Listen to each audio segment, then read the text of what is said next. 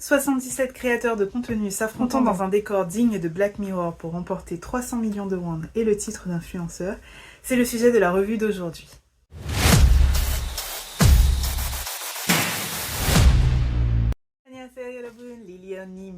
Alors, comme je vous disais, aujourd'hui on va parler d'un TV show où les participants sont prêts à tout pour rester sous le feu des projecteurs et attirer l'attention de leurs followers. Ce TV show s'appelle The Influencer. J'ai trouvé le concept très original, j'en avais jamais vu des comme ça. Donc on a 77 influenceurs de tout horizon, et vraiment de tout horizon. Donc on avait des drag queens, des travel vlogueurs, des make-up artistes, des danseurs, des cosplayers, des gens comiques et voyants d'ailleurs, qui s'affrontaient au cours de différentes épreuves qui mettaient en avant les capacités, les qualités nécessaires à devenir un influenceur de renom.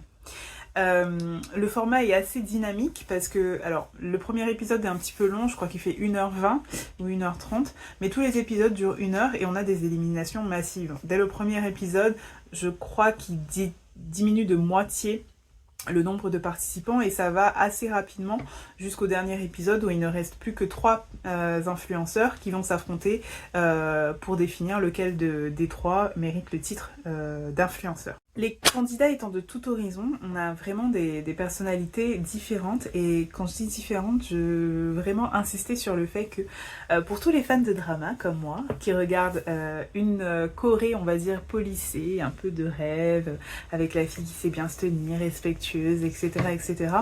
Là, on a vraiment des gens hauts en couleur, et ça fait plaisir à voir. Ça me donnait un peu le même effet. Je crois que j'en avais parlé dans une autre revue de Street Woman Fighter, où c'était la première fois que je voyais alors des filles tatouées qui avaient un peu énormément de charisme, etc., etc. Et là, alors on n'est pas forcément sur des gens qui ont énormément de charisme, mais on est sur des gens qui ont des personnalités autres que celles qu'on voit dans les K-dramas. Et pour ceux qui sont curieux, j'ai trouvé que c'était une belle introduction à ce qui se fait finalement en Corée. Certains personnages ont laissé des traces. Jaevan Queen, donc c'est un drag queen, c'était la première fois que moi je voyais des drag queens coréennes, donc j'étais surpris, et il avait l'air vraiment d'être haut en couleur et joyeux, et du coup ça c'était un peu un bol d'air frais dans la liste des participants. Il y avait aussi Kyung, je sais pas si je le prononce correctement, donc lui il est plutôt dans le côté fashion, mais alors il est arrivé avec une tenue les fesses à l'air. Alors je me mettais un peu entre le drag queen, je me suis dit bon, lui il est là pour casser les codes, donc avec une tenue avec des faux diamants, etc. Donc j'ai trouvé que son arrivée était marquante. Kyung. Après, il y avait Bogumi. Alors, elle a alors, encore une fois, franchement, s'il y a des Coréens qui peuvent m'expliquer ce qu'elle fait, moi j'ai l'impression que c'est un peu une comique qui est sur une plateforme et qui a tendance à narguer ses abonnés, mais de manière comique exagérée. Alors, pour le coup, on est vraiment sur le hardcore comique à la coréenne. Alors je sais pas si vous avez déjà regardé des dramas un peu drôles, mais on est vraiment dans l'exagération des expressions, etc. La voix qui porte, des insultes, des choses comme ça. Et du coup, elle m'a marquée, mais elle m'a marquée pour un épisode en particulier. Je pense qu'elle vous marquera aussi. Si vous... Irisabé, que je connaissais pas du tout, en fait. Je savais pas que je la connaissais, mais j'avais déjà vu une vidéo de Félix en train de se faire maquiller par Isabé. Je connaissais pas son nom à l'époque, du coup elle est dans ce TV show. C'est une make-up artiste, et moi c'est sa personnalité. C'est la seule, on va dire, dont la personnalité m'a semblé être apparente au cours des différentes épreuves. Et après le dernier, oui j'avais oublié, Jang Geun-sik. Alors lui c'est plutôt parce qu'il s'est mis à dos tout le monde dès le début. Je crois qu'on l'appelle The Asian Prince, ouais, Prince of Asia, quelque chose comme ça. Et lui, bon, c'était l'homme à abattre du TV show. Donc je l'ai retenu par rapport à ça. Mais personnalité attachante, j'ai trouvé Isabelle. Quand je regardais un petit peu les commentaires des gens sur la série. C'est un fait qui est remonté, c'est le fait que les épreuves ont été faites de telle sorte que les influenceurs soient complètement déshumanisés. C'est-à-dire qu'en fait, ils arrivent avec un collier autour du cou qui représente leur nombre d'influenceurs, de leur nombre pardon, de followers, qui ensuite se convertit en argent, puisque du coup, à la clé, il y a les 300 000 won, et au rythme des éliminations, certains transfèrent du coup leur worth, alors comment on dit ça en français, je sais pas, ce qu'ils valent en termes de monétaire, pécunier, du coup, et du coup, bah, le dernier va obtenir finalement les 300 millions parce que l'ensemble des influenceurs sur place valent 300 millions. Et du coup, voilà, il avait été critiqué cet aspect du jeu parce que, en fait, c'était ça, on cherchait pas finalement à connaître l'influenceur, on cherche à savoir sa capacité à attirer l'attention des viewers et à maintenir cette attention. Et effectivement, on a un petit côté déshumanisant, mais moi j'ai trouvé que c'était très bien, et dans le côté satirique, parce que au final, on n'est pas influenceur si on n'a pas de viewers, on n'est pas influenceur si on n'a pas de followers. Et donc, techniquement parlant, le jeu est dans le vrai, et la manière dont ils ont abordé le sujet est vrai, en fait. Tu peux pas parler d'un influenceur si t'as 0 follower. Après, les épreuves en elles-mêmes, moi j'ai trouvé qu'elles étaient équitables parce que du coup, elles donnaient vraiment leur chance à tout le monde. D'ailleurs, les influenceurs, notamment ceux de TikTok qui avaient des bases de followers énormes, se sont retrouvés en difficulté sur certaines épreuves parce que, en fait, chacun à sa manière et suivant la plateforme sur laquelle il est, a une force. Et en fait, j'ai vraiment trouvé que le jeu était fait de façon à ce qu'on n'ait pas des gens qui soient avantagés par rapport au fait qu'ils ont un nombre de followers énorme, par rapport au fait qu'ils durent depuis longtemps ou qu'ils traitent d'une thématique particulière. Par exemple, je vous disais tout à l'heure, les gros influenceurs de TikTok se sont retrouvés en difficulté, mais les influenceurs qui jouent aussi sur leur corps, en fait, qu'on va considérer comme étant potentiellement plus attractifs, ont été également mis en difficulté par les différentes épreuves.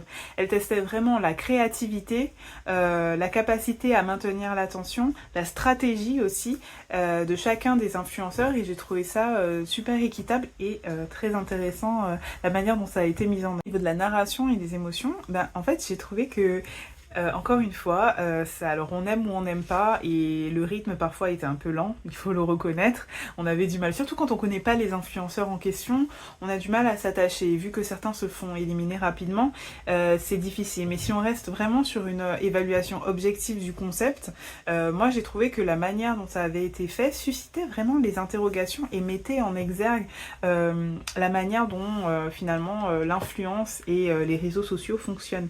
Et on se retrouve avec parfois sur certaines épreuves des influenceurs qui sont absolument désespérés pour obtenir l'attention de leurs visiteurs. Dans ce cadre-là, ils sont désespérés parce qu'ils veulent rester au bout de...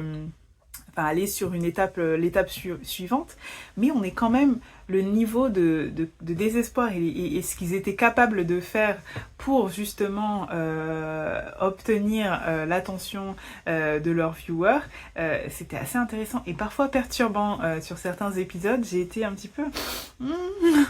Ouais, on est quand même borderline sur ce qui se fait pour vraiment attirer l'attention du viewer.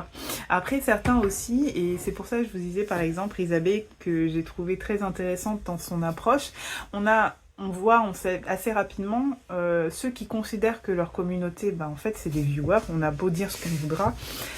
Certains donnaient pas l'impression, en tout cas, d'attacher ou d'accorder une importance particulière à leur audience, alors que d'autres avaient un comportement beaucoup plus cocon, beaucoup plus... ce sont mes viewers, c'est ma communauté, voilà, un aspect un peu communautaire. Et Rizabé, par exemple, elle est ressortie pour moi sur cet aspect-là, parce que en fait...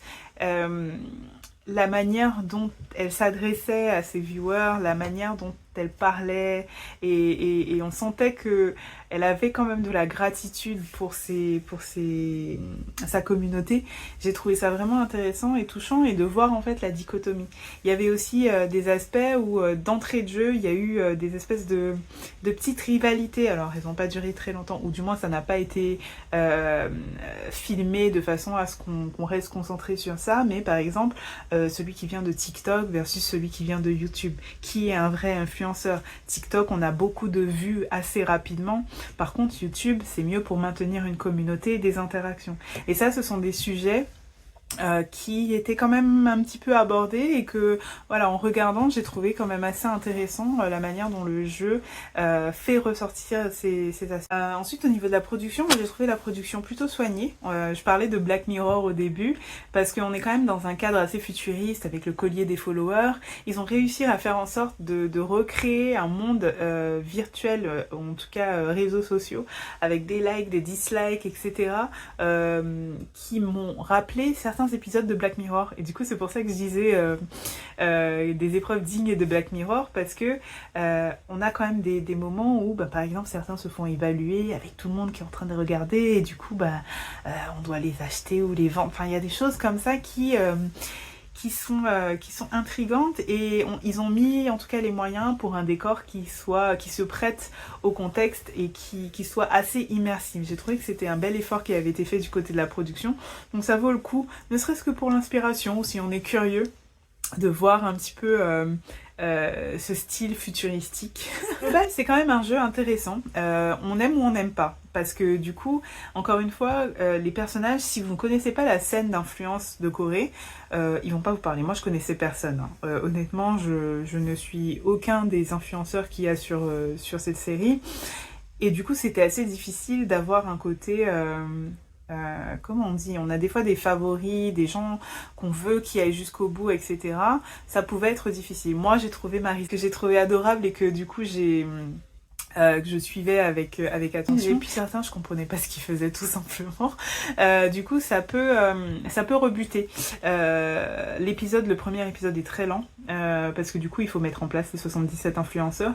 Donc ça prend du temps. Mais si vous passez en fait les prochains épisodes, enfin l'épisode 1 en tout cas, ça peut valoir le coup, par curiosité, de découvrir un concept qu'on voit pas forcément ailleurs. Remarque, j'ai trouvé un épisode, alors je crois que c'est un show américain, de Next Influencer, qui est à peu près similaire, mais bon, on est à l'américaine, hein, donc ça s'embrasse direct dans l'épisode 2, il y a des conflits, etc. C'est peut-être d'ailleurs un aspect sur lequel le show, la version coréenne, The Influencer, alors je sais pas qui a copié qui, hein. Mais du coup, je parle de la version de The Influencer qui... il n'y avait pas d'interaction suffisamment forte entre les différents influenceurs.